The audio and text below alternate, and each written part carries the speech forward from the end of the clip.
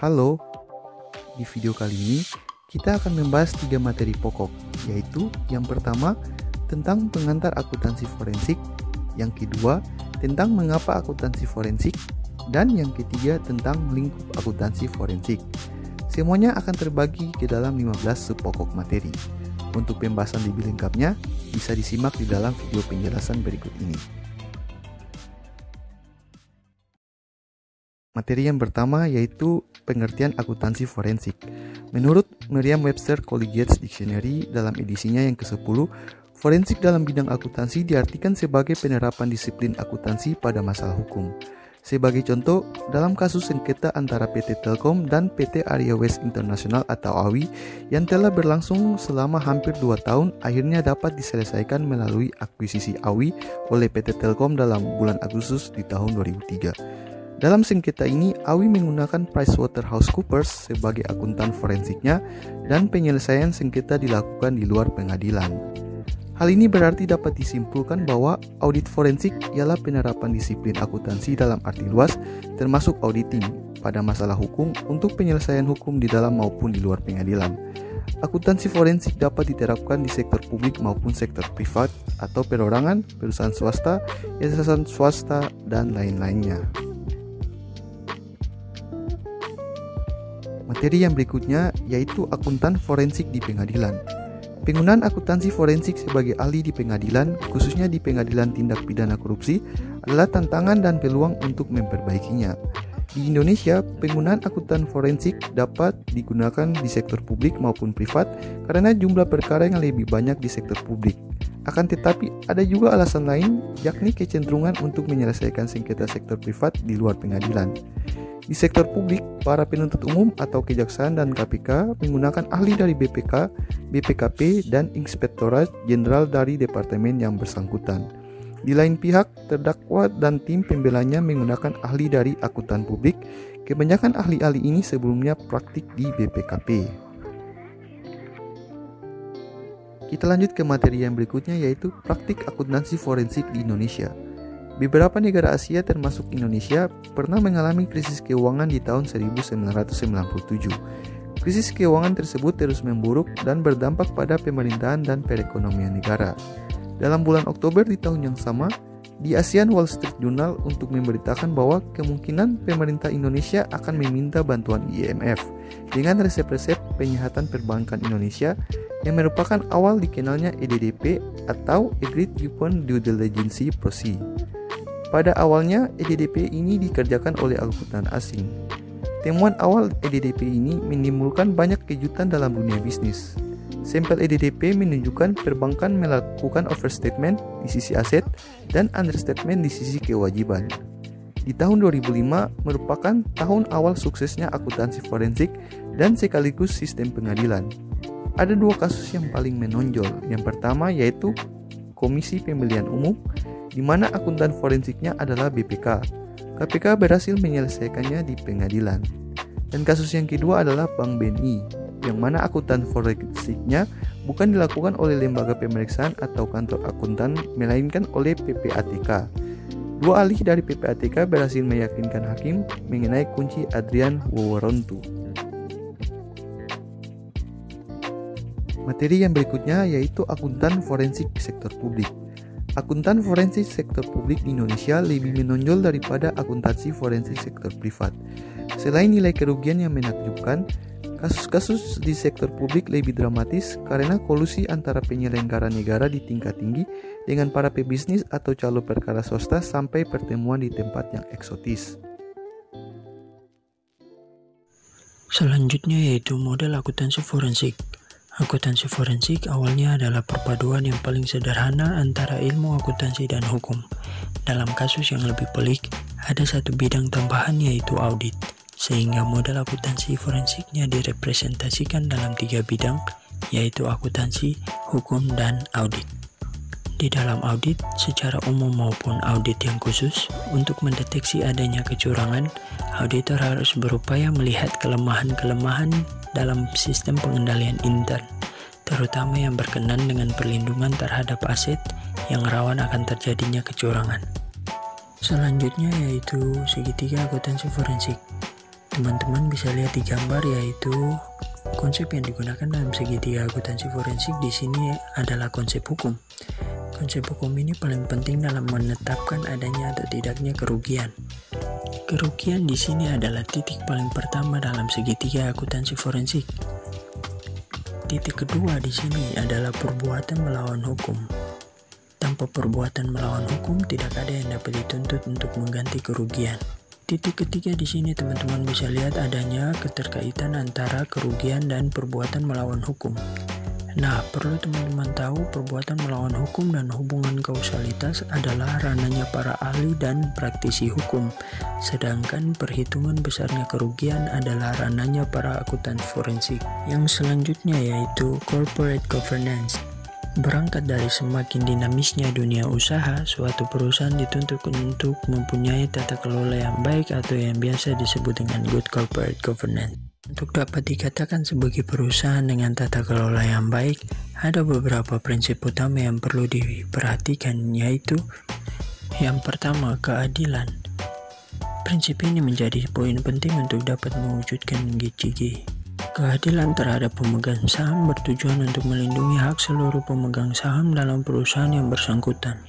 Yang kedua yaitu transparansi. Prinsip yang tak kalah penting dalam GCG yaitu transparansi. Transparansi ini akan membuat direktur dan dewan perusahaan bertanggung jawab atas setiap keputusan dan kesalahan yang mereka ambil. Dan yang ketiga yaitu akuntabilitas. Perusahaan harus dapat mempertanggungjawabkan kinerja secara transparan dan wajar. Pengelolaan perusahaan diarahkan pada pencapaian tujuan organisasi dengan tetap mempertimbangkan kepentingan pemegang saham. Selanjutnya, Corruption Perception Index.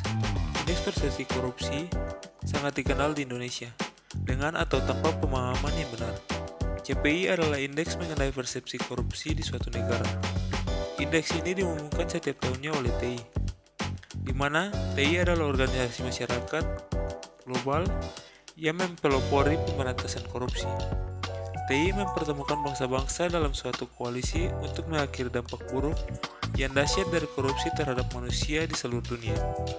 Misi TI adalah menciptakan perubahan menuju dunia yang bebas. Di sini juga TI menentang pandangan bahwa korupsi merupakan keharusan yang tidak bisa dihindari, dan menawarkan harapan bagi korban-korban korupsi sejak pendiriannya dalam tahun 1993. TI memegang peran utama dalam memperbaiki kehidupan jutaan manusia di seluruh dunia dengan membangun momentum bagi gerakan pemberantas korupsi. TI meningkatkan kesadaran dan menekan rasa apatis dan toleransi terhadap korupsi, serta merancang dan melancarkan tindakan-tindakan praktis memberantas korupsi. Selanjutnya, Global Corruption Barometer. Global Corruption Barometer atau GCB merupakan survei pendapat umum yang dilakukan sejak tahun 2003. Survei dilakukan oleh Gallup International atas nama Transparency International atau TI. GCB berupaya memahami bagaimana dan dengan cara apa korupsi memenuhi harapan hidup orang banyak, dan memberikan indikasi mengenai bentuk dan betapa luasnya korupsi. Dari sudut pandang anggota masyarakat di seluruh dunia, GCB ingin mengetahui dari masyarakat pada umumnya, sektor yang paling korup, bagian dari hidup sehari-hari yang paling dipengaruhi oleh korup, apakah korupsi meningkat atau menurun dibandingkan masa lalu, dan apakah di masa mendatang korupsi akan naik atau turun. Informasi semacam itu sangat penting untuk membantu pembatasan korupsi dan penyuapan. Misalnya, pertanyaan mengenai bagaimana pembayaran suap terjadi akan membantu kita dalam merancang kebijakan anti korupsi. Juga dengan menanyakan sektor masyarakat yang paling korup, GCB akan menjadi katalisator bagi reformasi di sektor itu. Pandangan orang tentang apakah korupsi meningkat atau menurun dibandingkan masa lalu merupakan ukuran kegagalan atau keberhasilan dari kebijakan dan prakasa anti korupsi. Selanjutnya, korupsi dan iklim investasi. Kajian PARC, Politik and Economy Risk Consultation Ltd, disingkat PARC, melakukan kajian untuk menilai risiko politik dan ekonomi suatu negara. Kajian-kajian ini merupakan referensi bagi pebisnis yang akan dan sudah menanamkan modalnya di negara yang bersangkutan. Salah satu kajian PARC menunjukkan tingkat korupsi menurut persepsi eksekutif asing di suatu negara tertentu. Survei terakhir PARC menjanjikan skor korupsi untuk 14 perekonomian Asia berdasarkan survei terhadap lebih dari 1.700 eksekutif. Selanjutnya, Global Competitive Index. Tingkat kemampuan bersaing suatu negara mencerminkan sampai berapa jauh negara tersebut dapat memberikan kemakmuran kepada warga negaranya.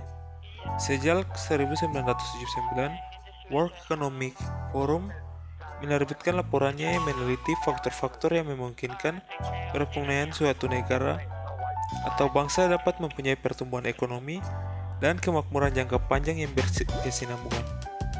Dalam laporan terakhir WEF berkenan dengan data 2007 dan dimasukkan dalam The Global Competitive Report tahun 2008-2009.